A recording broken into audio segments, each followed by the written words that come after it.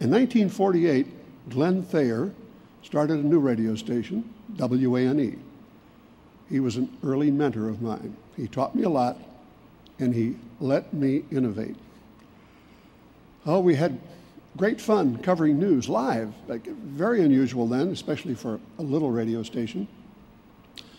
And we broadcast live baseball games of the Fort Wayne Daisies, a girls' baseball team that was, if you remember the movie with Madonna, A League of Their Own, well, that was the league.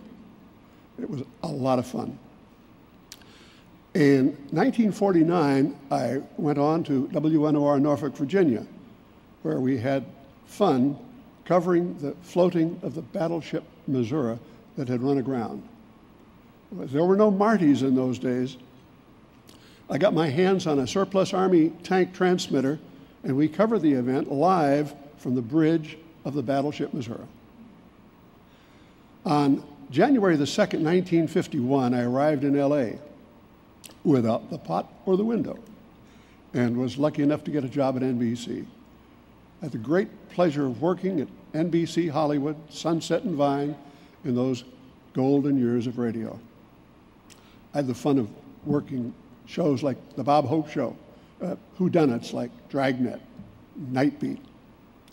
Speaking of which, the show Nightbeat, one of my sons, Rob, was born, conveniently, between the dress rehearsal and the live show of Nightbeat on December the 17th, 1952, really. After the dress rehearsal, I went to the hospital, Rob was born, and I returned in time to mix the live show on the network. I guess it's no wonder that Rob followed me into the broadcast industry. He now does a great job working for CBS News Path in New York City. Rob is here, his wife, Beth, my daughter, all four of my sons, their mother, four of my grandkids, and so many wonderful friends, making today much more of a special occasion.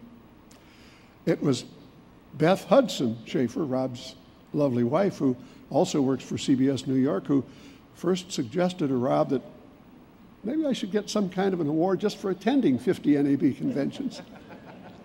Well, that led Rob to nominating me, and here I am. I thank you, Beth. I thank you, Rob. And I thank the Academy. 50 years ago, while I was working at NBC Hollywood, the FCC started allowing radio stations to operate transmitters unattended by remote control, and I designed the first Schafer remote control system, and that was the beginning of Schafer Electronics. I started building remote control systems in my garage with the help of a young high school student who was interested in radio. He was good. His name, Marvin Collins. He's been in broadcasting ever since with KFI Los Angeles for many, many years.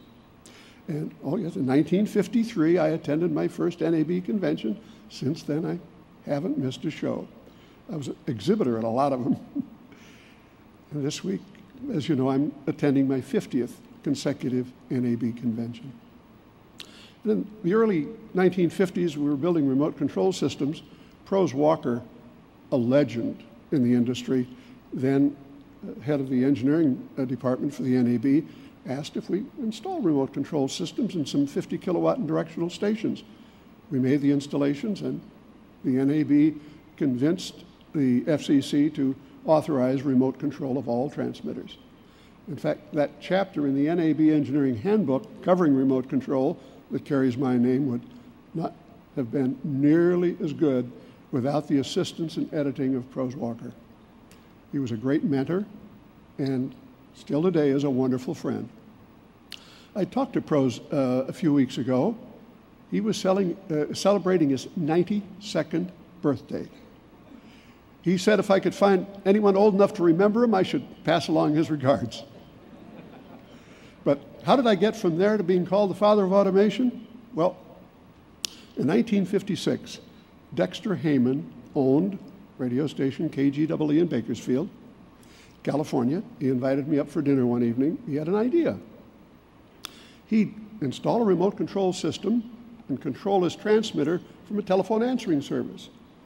And if I could design and build an automation system that would program his station unattended all night long. Well, anyway, over dinner, we envisioned the system that would program the sequence of the 45 RPM records played in a Seaberg and commercials and station breaks from reel-to-reel tape recorders.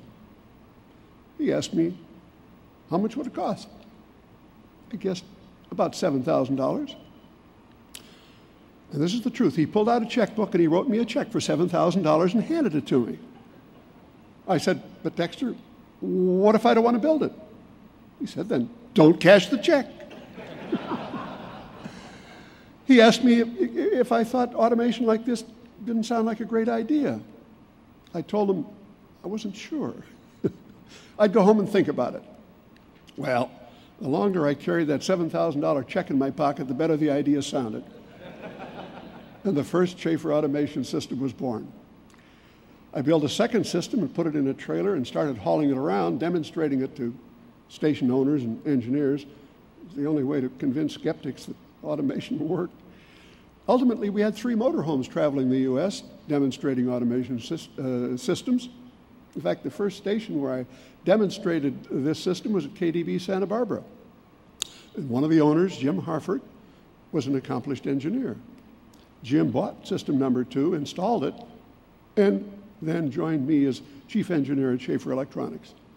And Bob Levinson, his chief engineer from KDB, joined us and managed manufacturing for many years. Automation system designs improved, the spotter was born and patented and put into production. Oh, the spotter was an Ampex, a reel-to-reel Ampex, that went off at high speed and located any one of 100 spots on the tape. Remember, this was before cart machines. Well, in 1965, Prose Walker wanted to demonstrate the U.S. standard for FM stereo to engineers all over the world, and wanted to feed stereo to a satellite and get it back from outer space. Prose, another good friend Harold Cassens, and friends from Collins Radio and I took a couple of Ampexes out to the Mojave Desert in California, where JPL had their satellite tracking station. We fed stereo tones and then music to an orbiting satellite, got it back, and recorded it. And this recording was played successfully for the international meeting in Europe. Schafer Electronics continued to build and install automation systems. Ultimately, we would sell more than 1,000 of them all over the world. One day, Gordon McClendon suggested that we put music on tape instead of 45s. Sure enough, it was a good idea. By then, we had gone well beyond the original Model 60, the blue wire job, and we were installing the Model 800s. So reliable, there's still some in operation. And remember, these old automation systems used relays and stepping switches. When I retired from Schafer Electronics in 1968, I started at a company that I still enjoy today, Schafer International. I do business with radio and TV stations, mostly in Mexico. And, little sideline, I buy giant video screens from stadiums in the United States and sell them to baseball stadiums in Mexico. Incidentally, if you know anyone who'd like to buy one, I have one from the New England Patriots stadium that I still have available.